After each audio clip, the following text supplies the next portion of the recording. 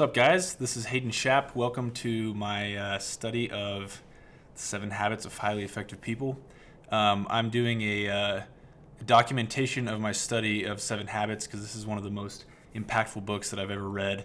And applying the principles from 7 Habits already in my life has yielded results that have just been really life-changing from every aspect of life. For me as a husband, as a future father, in my individual relationships, in my work relationships, in my work production, in business, in learning, in church and community service. It's just been really, one of those things that just hits you deep at your core. And I'm doing this for a couple reasons. I want my kids in the future to be along for the ride with, what their dad was learning and what was most important to me in my learning. And at the same time, I want to study these principles anew so that I can be studying them with, like what Covey says, with the intent to teach.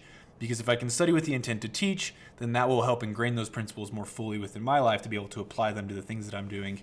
And then, lastly, I have all of my my leadership in my sales program are studying 7 Habits of Highly Effective People, and I want to document my study so that it can be a sort of kind of a book club type thing. But nonetheless, this is something important and meaningful to me, and I don't really care how many people listen or don't, but it's been kind of really impactful for me personally to study with the intent to teach and just to make that public so that it forces me to really be intentful and focused. If you like what I'm doing, subscribe to my channel for more and comment anything that you're learning along the way. Of course, follow on any of the platforms. I just put everything on Spotify and Apple Podcasts, as well as Stitcher and a few other things. The sound quality has really sucked up to this point, so I'll know that it's good, at least decent content if people listen, because the sound quality's been so bad. But I'm actively working on that, and hopefully it'll get better over time. Hopefully this one's better than the last few have been. But nonetheless, this is, again, just the documentation of the study, so you'll see the progress of the output over time as well. Okay, so let's get into this. We're still in habit 1 of 7 Habits of Highly Effective People. Be proactive. So these are the principles of personal vision and being able to root yourself in principles that become your guiding star, so that all the decisions that you make, you can become a proactive individual around those decisions and own all the qualities and aspects of your life so that you have the power to create whatever you want out of your life. From the 7 Habits perspective, habits 1 through 3 are the habits of deep independence. So they'll take you from being a dependent victim type person to becoming an independent person that is capable of being the programmer in your life and being able to write the program for the things that you want and care most about. And habit 1 is be proactive. So how do you make decisions that, first of all, how do you identify the paradigms that are governing your life? Because the problems that we most deeply face in our life, and really the principles that govern the results we most want, are typically going to be the way that we actually achieve those. Again, the problems and the things that are most important are really a function of how we see the world and how we see the problems, not so much in our behavior and the results. The behavior and the results just follow how we see the world and how we see ourselves in that world. And we see the world not as the world is, but rather as we are. And so to the extent that you can evaluate those paradigms and then base those paradigms off of true principles, how the world actually operates, to the extent you can align, like Covey says, align the map with the territory, that's actually what starts to bring your ability to go create the things that you want in your life. But it first starts with being able to identify all those aspects that then give you the power to go be a proactive individual, to be a creator of your circumstances rather than just a creature of those circumstances or a victim of them. So we're kind of in the midst of all of that stuff. I'll do a recap of the habit, of each habit after I'm done, but because it takes, if I try to explain the entire thing each time, then it's just quite a lot. So I'm going to do a recap of it. But we're right now, we just talked about the haves and the bees. So one of the ways to identify your level of proactivity is to say, am I a have type person? So the things, or am I a be type person? Have type people are focus on things they can't control. So I'll be happy when I have my house paid off, or when I have X amount of money, when my spouse, when I have a spouse that does X, Y, or Z, or when I won't, if only I had a more patient husband or more obedient kids, or if only I had my degree, if only I had more time, right? Whereas proactive people focus on the B's, on what they're becoming. So if I could just have more time. So anyway, anytime we think the problem is out there, that is actually the problem. We empower what's out there to control us. The proactive approach is to change from the inside out, to be different. Any of the critical problems that we face, we focus on ourselves, right? Not on self-pity, but on empowering ourselves to change those circumstances in any way that we can. I can work on the one thing over which I have control, which is myself. So if I really want to improve my situation, as Covey says, I can work on the one thing over which I have control, which is myself. But whether the person I'm dealing with or the problem in my life does or doesn't change, the most positive way I can influence my situation is to work on myself, on my being. And that's just a really powerful concept. The last video I did on this was just a real breakthrough for me as I was studying it. So then he goes in to talk about when we pick up one end of the stick, we pick up the other. So in order to really understand how you can change your circumstances and become, as he says, the programmer of your life, to actually take control in that way is to understand two really important principles: consequences, so the law of action and reaction, and mistakes. The consequences principle, what Covey talks about, is that we can't control at all the consequences themselves. We can only control the actions that lead to those consequences. So our behavior is governed by principles, like living in harmony with them brings positive consequences. Violating them brings negative consequences. We're free to choose, and this is the main point he makes about consequences, we're free to choose our response to any situation. But in doing so, we choose the attendant consequence. We can pick up one end of the stick, and we will pick up the other automatically. While we are free to choose our actions, we are not free to choose the consequences of those actions. So the only way we can decide the consequences that we want as a result of our choices is to change our actual choices, which starts from changing ourselves. And then the other thing he talks about is mistakes. It's important to understand the nature of mistakes when we go about becoming a proactive individual. For those filled with regret, perhaps the most needful exercise of proactivity is to realize that past mistakes are also out there in the circle of concern. We can't control them. We can't recall them. We can't undo them. We can't control the consequences that came as a result. This is a really powerful one for me as I think about, one of the problems that you deal with when you start to try to have, Napoleon Hill calls this voluntary rebirth. One of the issues that you have when you decide that you want to be like a reborn individual in your life, and I don't just mean in a religious sense, I mean in changing who you actually are and killing off the old version of you that has got the one responsible for the old, for the circumstances in your life and for the old results. The way that you go about doing that is realizing that mistakes are also in the past. They are sunk costs. So we cannot change the past. We can only use the past to inform us on how to change the future. And as self-aware individuals, as Covey says, we have imagination and the power to then think up and conjure up what we would like to have in the future, and then use our fundamental human endowment of of proactivity, of ingenuity and self-will and imagination to go create a new future. Now, this might seem really esoteric, but it directly applies to everything that I personally am doing. I mean, these principles I would want all of the salesmen that I work with. I work with a couple hundred plus salesmen, and I think the very thing that will bring about the largest results, not only in their actual sales world, but in all of the meaningful aspects of their lives, which hopefully career and work is one of them, and serving others in the things that they do is one of them. But the thing that will bring about those most drastic results are these principles of proactivity.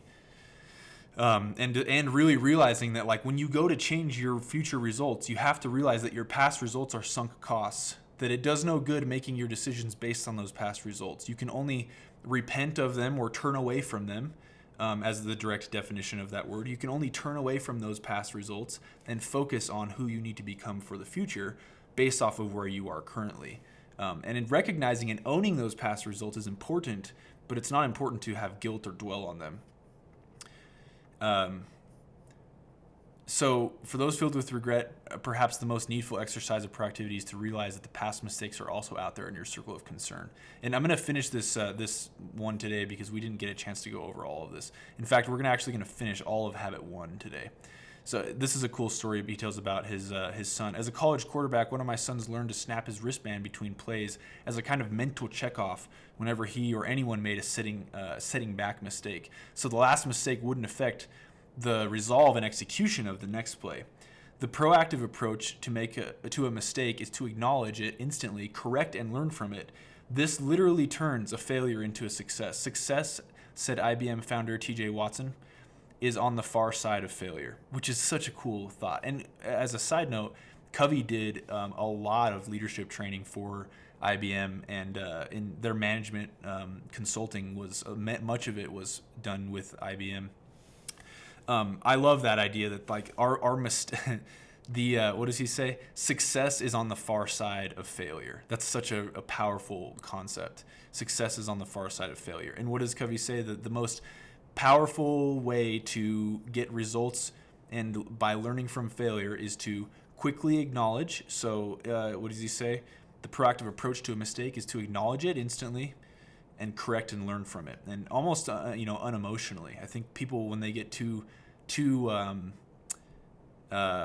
personal or emotional about their mistakes, yes, it is important to allow those emotions to drive our desire to change, but to the extent that they go from guilt to shame is, I think, is not, that's where our success is just, we're blocked from it. It's not on the far side of failure anymore. In fact, it's too far away from it if we focus too much on that failure.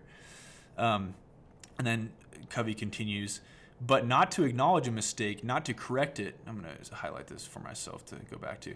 Not to acknowledge a mistake, not to correct it and learn from it is a mistake of a different order. I always talk about first order and second order consequences.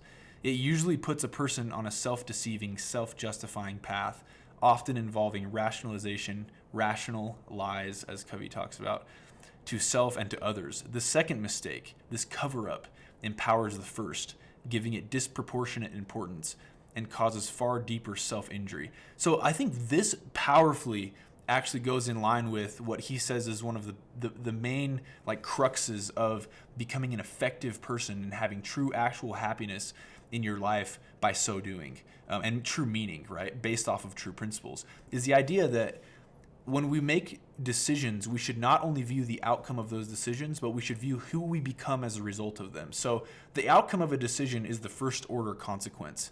Who we become as a result of that decision and how we view it is the second order consequence. So that is in line with what Covey says is the PPC balance, the production versus production capability balance. It's the results versus the producer getting the results, and the balance between those two things. And we have to have those in harmony, and that we are always actually weighing that balance whenever we make decisions in every aspect of our life, even with our relationships and friendships. So even in a relationship like a marriage, there are results of the marriage.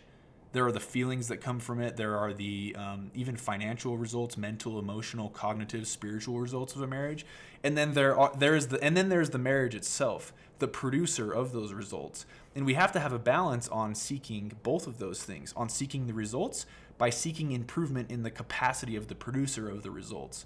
Now, this is really important when it comes to, again, I'm going to tie this back to like what I do which is working with which is working with my sales program and with sales leaders, and all the way down to the individual salesman, is that in order to become the best version of yourself, you can't just be seeking the results.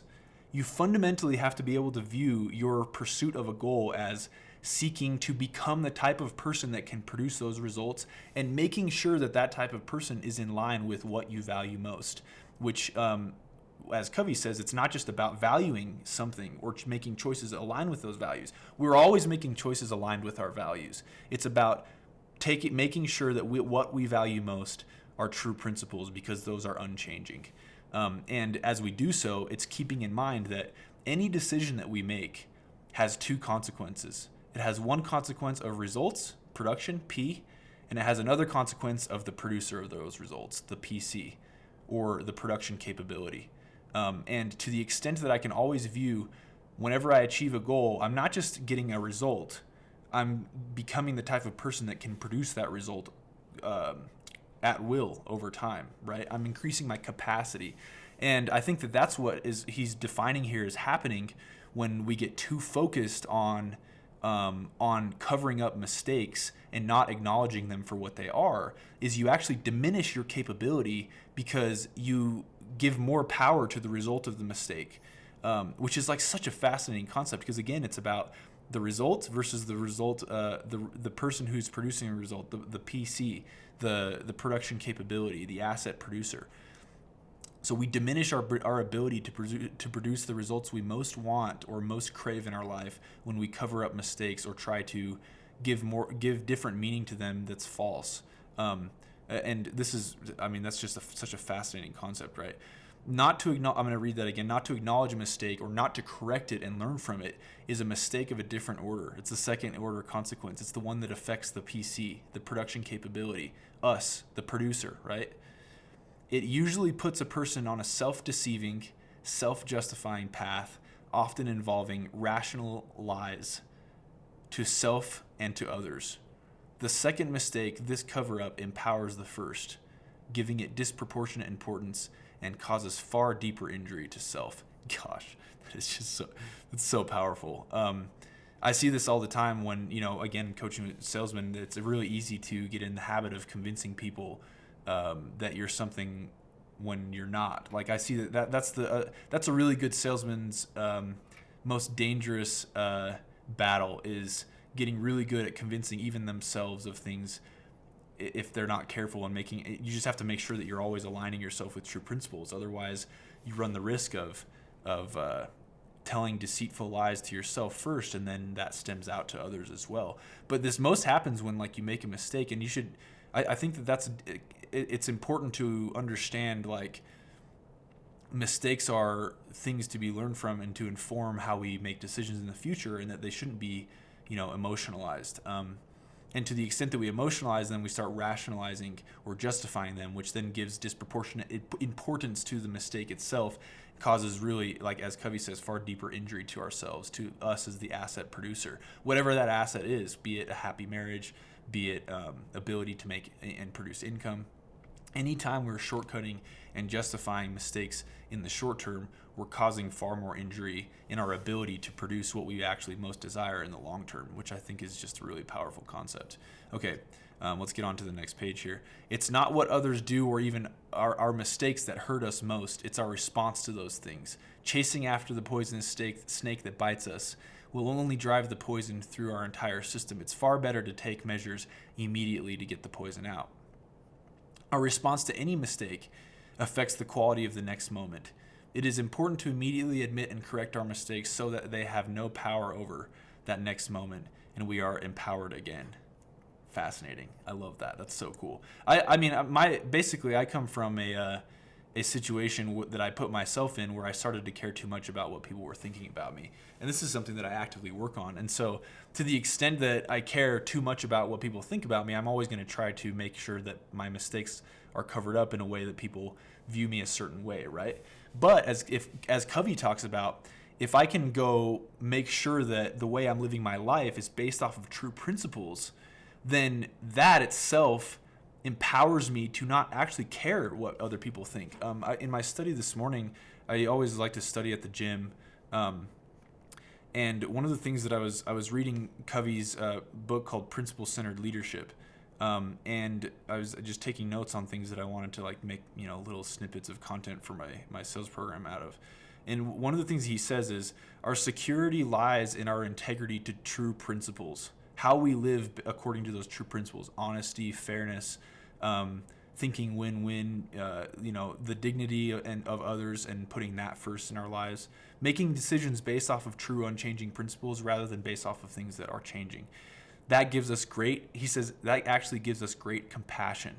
So living my life according to true principles allows me to be more compassionate. Why? Because when we are not concerned about ourselves, we can leave ourselves and listen to others, show concern for others, and get involved with others. Our security comes from within and not from without, from our integrity to living based on true, unchanging principles. Fascinating. Just really, really awesome concept. I think that really drives this home. Our response to any mistake affects the quality of the next decision. It's just important to turn from those. Whenever I've thought of proactivity, I think of making and keeping commitments. But as I'm rereading this again and really focusing on my study, it's making me realize that like my myopic view of proactivity, as in my ability to make and keep commitments, that's like it's like a minute part of it, but it's important, but it's just a small part of it. At the very heart of our circle of influence is our ability to make and keep commitments and promises. The commitments we make to ourselves and to others, our integrity to those commitments, is the essence and clearest manifestation of our proactivity.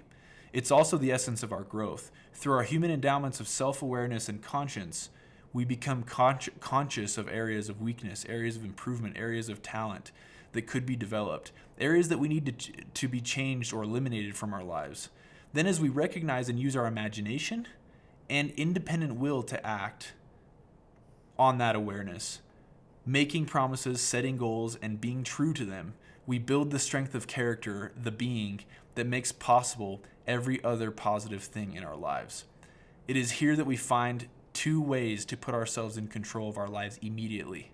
So I actually asked Stephen Covey's grandson what Stephen Covey's favorite habit was of the 7 habits of highly effective people. And he said it was proactivity, because when you can change your level of proactivity, you see immediate results.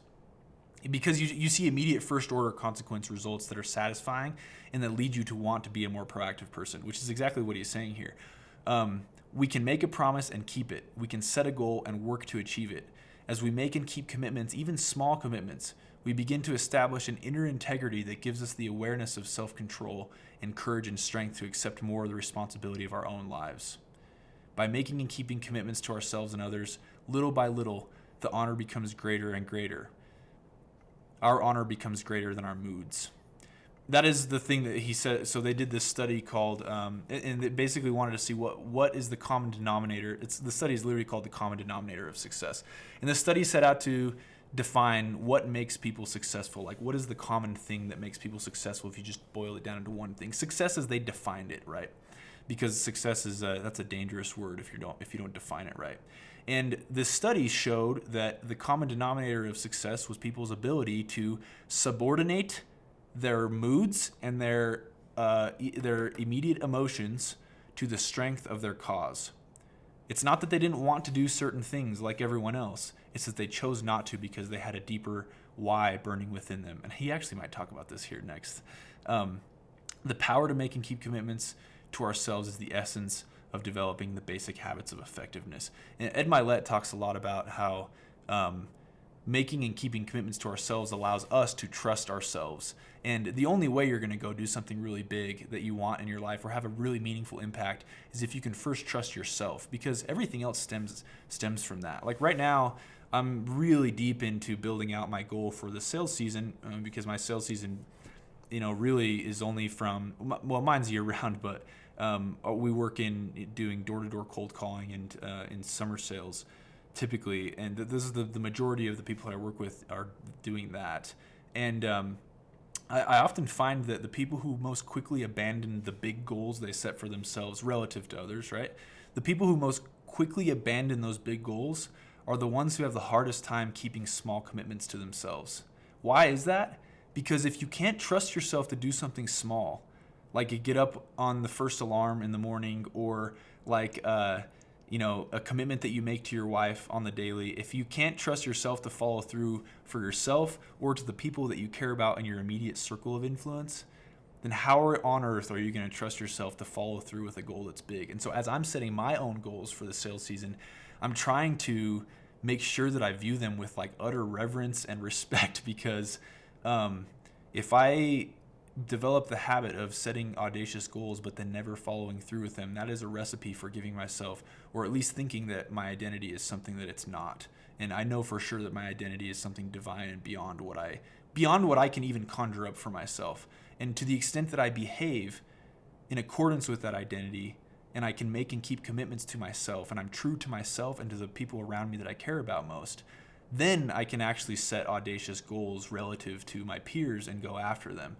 But it's always futile if you don't focus on yourself first. You can do them simultaneously, but I think that that's an important concept, is to make sure that you're focusing on your ability to make and keep commitments first. And like Covey says, we more deeply internalize the principles upon which the habits are based and create strength of character, which is really what your ability to keep promises to yourself develops, a strength of character. Move us in a balanced way toward increasing effectiveness in our life and other areas. Proactivity, the 30-day test. We don't have to go through the we don't have to go through the death camp experience of Frankl to recognize and develop our own proactivity. This is how we can choose to live our life. It's how we make and keep commitments, how we handle a traffic jam, how we respond to the irate customer or disobedient child. It's how we view our problems and where we focus our energies. It's the language that we use. I would challenge you to test the principle of proactivity for 30 days. Simply try it and see what happens. For 30 days, work on your circle of influence, on the things you can control. Make small commitments and keep them. Be a light, not a judge. Be a model, not a critic. Be part of the solution, not of the problem. Try it in your marriage, in your family, in your job. Don't argue for other people's weaknesses. Don't argue for your own. When you make a mistake, admit it, correct it, and learn from it immediately. Don't get into blaming, accusing mode. Work on things you have control over. Work on you. Work on B. Look at the weaknesses of others with compassion, not accusation. I've definitely found that is true in my life, that the more I focus on me and getting better at making and keeping commitments, which I am nowhere close to where I hope to be or want to be, and definitely not where I'm going to be over the next year or two, but I hope that that's always the mantra of my whole life, is that I'm nowhere where I want to be yet, but I'm headed in the right direction. However, the thing that I've found is that as I increase my own ability to make and keep commitments, it actually is much easier for me to have compassion on other people and to view their weaknesses with compassion, and then therefore come up with solutions and how to help them get to where I would like them to be or where they most would like to be. It's also a lot easier too. I've found that whenever there are potential like contentious things happening in a relationship, like for me, maybe a point of contention amongst one of my managers because we view things differently, or with my business partners, or with a point of contention with my wife or a close friend. Anytime that has come up, when I'm in a place where I trust myself because I'm making and keeping commitments effectively, it allows me to view their criticism of me with compassion and own it rather than get defensive and then make the conversation spiral like crazy. That's kind of an interesting concept that I've noticed that I'm actively really trying to work on right now. We are responsible for our own effectiveness, for our own happiness, and ultimately, I would say, for most of our circumstances. Samuel Johnson observed, "The fountain of content must spring up in the mind, and he who hath so little knowledge of human nature as to seek happiness by changing anything but his own disposition will waste his life in fruitless efforts and multiply the grief he proposes to remove." That is powerful. That is super powerful. This is right here where I just read. "The fountain of content must spring up in the mind, and he who has so little knowledge of human nature as to seek happiness by changing anything but his own disposition will waste his life in fruitless efforts and multiply the grief he proposes to remove." Knowing that we are able to respond the way that we choose is fundamental to effectiveness and to every other habit of effectiveness we will discuss. It's why it comes first, right? So I'm excited to get into the rest of the habits. I'm just pumped about this. This is like every once in a while, I'll get back to those things that are most exciting to me. It's like a guy named LeGrand Richards said that, like, I don't always keep on the straight and narrow, but I try my best to cross it as much as possible. And that's kind of how I feel about aligning life with these true principles, and that every time I seek to do that with true intent, it just brings this really deep meaning of it brings this really deep, like, fulfilling sense of purpose in my life. Anyway, so if you guys liked what I'm talking about here, make sure you subscribe or follow me on Spotify and Apple. If you wouldn't mind leaving a 5-star review. If you're not going to leave anything else, I guess I'm cool with anything, but message me directly if you want. If you have some feedback, make sure you leave a review of how you think, what you think about this, and any comments that you have, make sure to comment them on the YouTube video. And I guess I'll see you guys in the next one. I'm going to come up with my commitments for the next 30 days, the 30-day challenge of proactivity, and I'll let you guys know what it is on the next video. Thanks, guys. Talk to you soon.